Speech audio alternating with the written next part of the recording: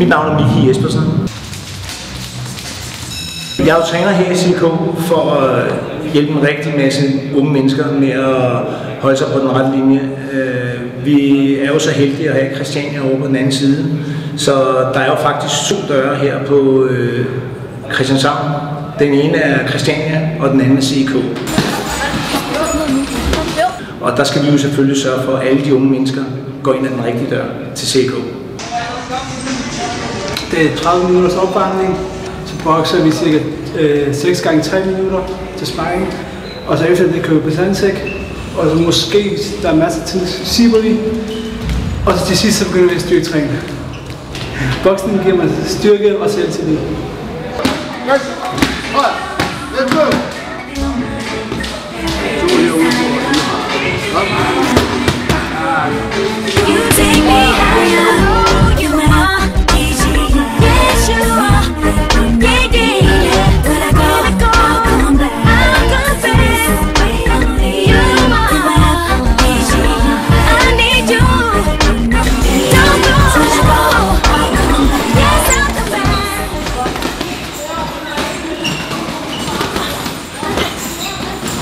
Jeg har gået til boksning i 2 år.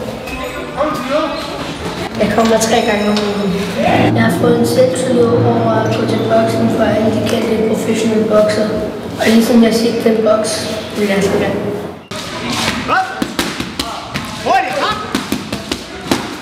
Jeg er jo vokset op med boksning. Jeg er næsten født og opvokset i en boksering, fordi min far han er træner her i klubben. Det er jo rigtig fedt, når man er sådan lidt en drengepige. Så jargonen lidt noget andet,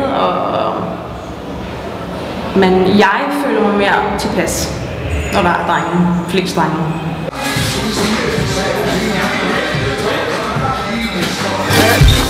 Er det eneste, der trækker? Lad mig sige det sådan her, for du forlægger. Det er lige meget, hvor vi er hen. Lad mig se, du giver i streng. Uinteressant, hvordan var vi der? Jeg har vokset i 2 år, og jeg træner 5 gange om ugen. Jeg kan lide det, og det er en sport, jeg har interesse for. Når de så bokser, så på grund af træning er ekstremt fysisk hård, så har de slet ikke kraft og krudt til at kan gå hjem og lave en masse ballade derhjemme.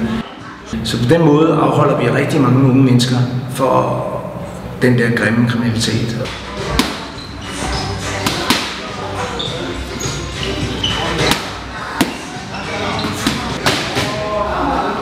Der har været masser af eksempler på drenge, som har rendt rundt nede på gaden og ikke lavet en skid, og altså i hvert fald ikke særlig gode ting. Og så kommer de op og får nogle rammer og regler, og lærer noget omkring disciplinen, og det gør, at de holder sig væk fra gaden. Det boksning giver mig, det er disciplin.